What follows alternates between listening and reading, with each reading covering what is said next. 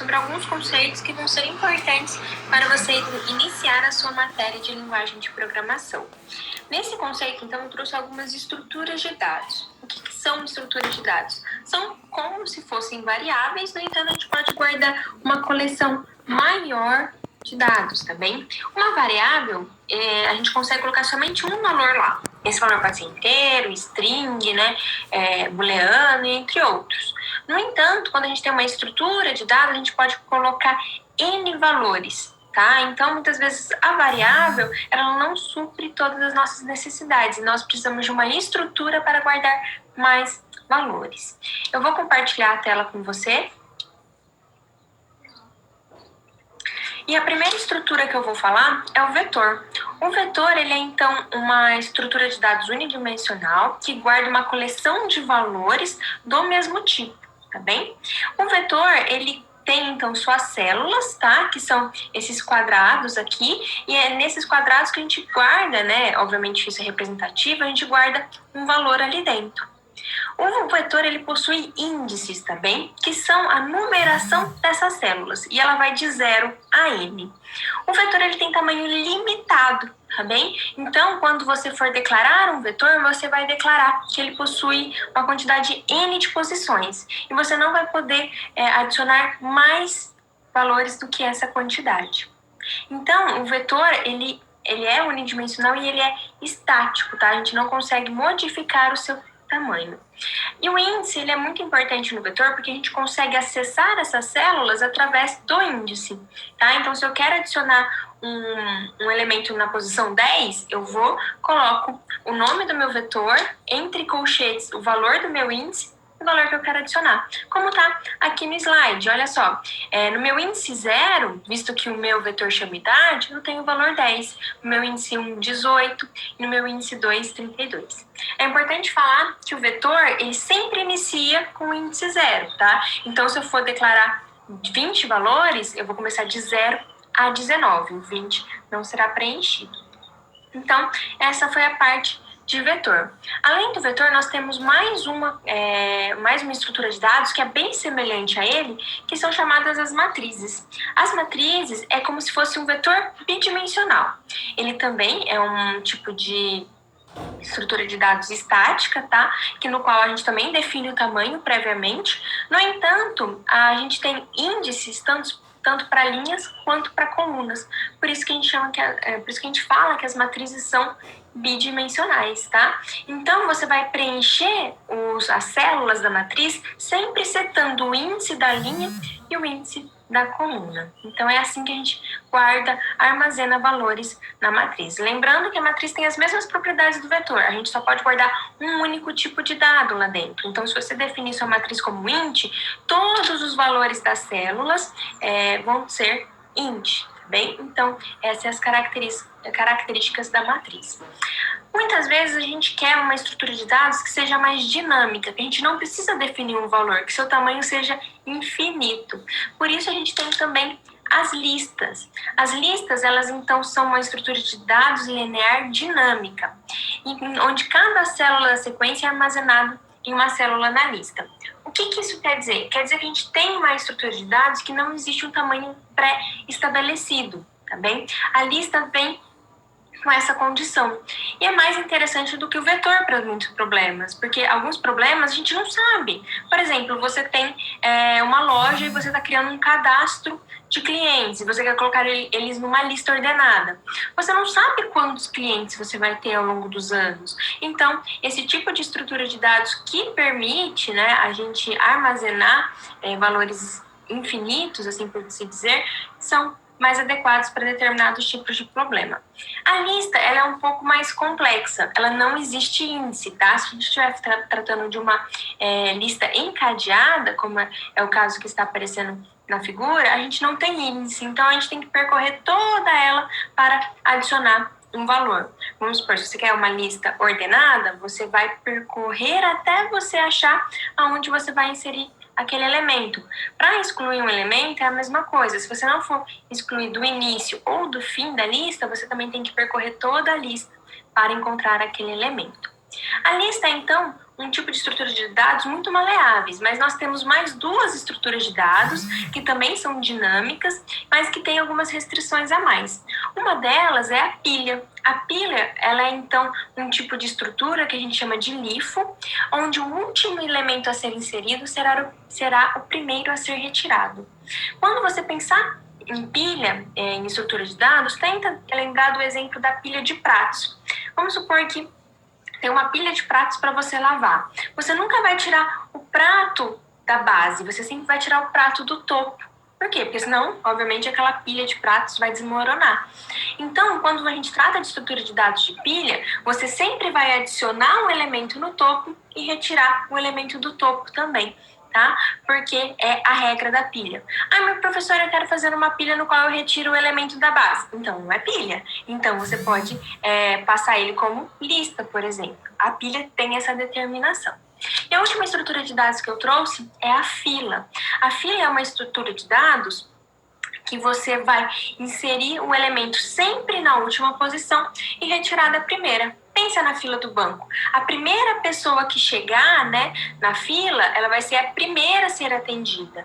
Então, a gente tem aquela questão a pessoa que chega numa fila do banco e sempre na última posição e ela espera todas as outras serem atendidas para que ela também seja. Então, a fila, ela também é um exemplo bem prático do nosso cotidiano, visto que a gente tem alguns exemplos aí no nosso dia a dia, tá bem? Então, essa foi a parte de estrutura de dados.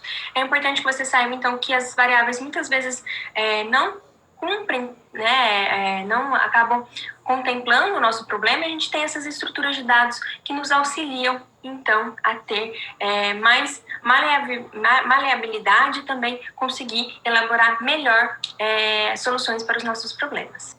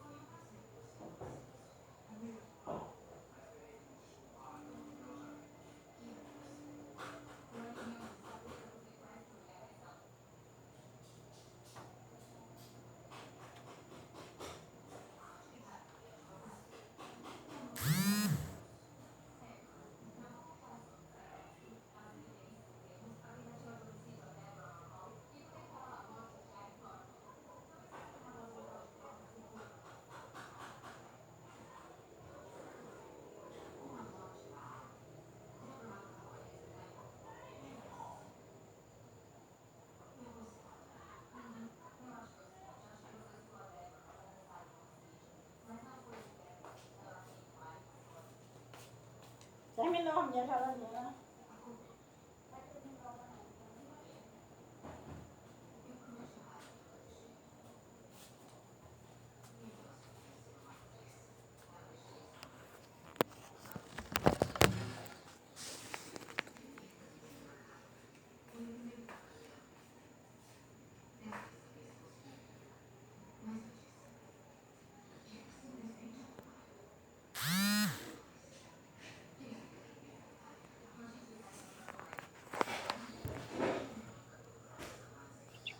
Olá, aluno, tudo bem? Seja muito bem-vindo a essas nossas explicações que precedem, então, a aula de linguagem de programação. Eu sou a professora Vanessa Matias Leite e nessa aula nós vamos falar de algumas estruturas que são importantíssimas para a nossa elaboração de algum software, né, de alguns programas para computador, independente da linguagem dele. Por quê? Porque essas estruturas, elas são importantes porque muitas vezes, em determinados problemas, nós precisamos ou repetir alguma coisa N vezes, né, ou repetir até que determinado elemento aconteça. Também, muitas vezes, precisamos tomar certas decisões. E são essas estruturas que nos permitem fazer isso, tá bem? Então, essa recapitulação é muito importante porque a gente consegue, então, entender mais sobre esses tipos de estruturas, tá bem? Eu vou compartilhar a tela aqui com você. E a primeira estrutura que eu vou apresentar para você é o if. O if é mais utilizado quando a gente tem o condicional, tá? Por quê? Porque ele é sempre utilizado, ele é sempre o primeiro. E o if, então, ele toma uma decisão e cria um desvio dentro do programa. Então, olha na imagem que eu trouxe aqui. Nós temos o programa todo acontecendo. Aqui está início, mas poderia ter outros processamentos sendo realizados. Daí nós temos a condição. Essa condição é o if. Tá bem?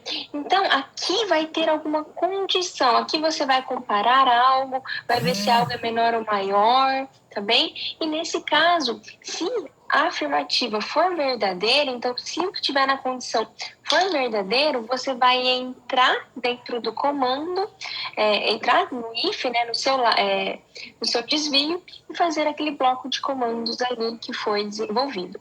Caso seja falso, você vai continuar o programa no seu decorrer até o seu fim, tá? Aqui a imagem, obviamente, ela está ilustrando algo bem curto, mas poderia ter muitos outros comandos ali depois do falso, tá? E repara que depois do nosso comando verdadeiro, nós também continuamos com os comandos decorrentes do programa, tá? Então, esse é feito um desvio para a gente fazer alguma comparação que é necessária, tá bem?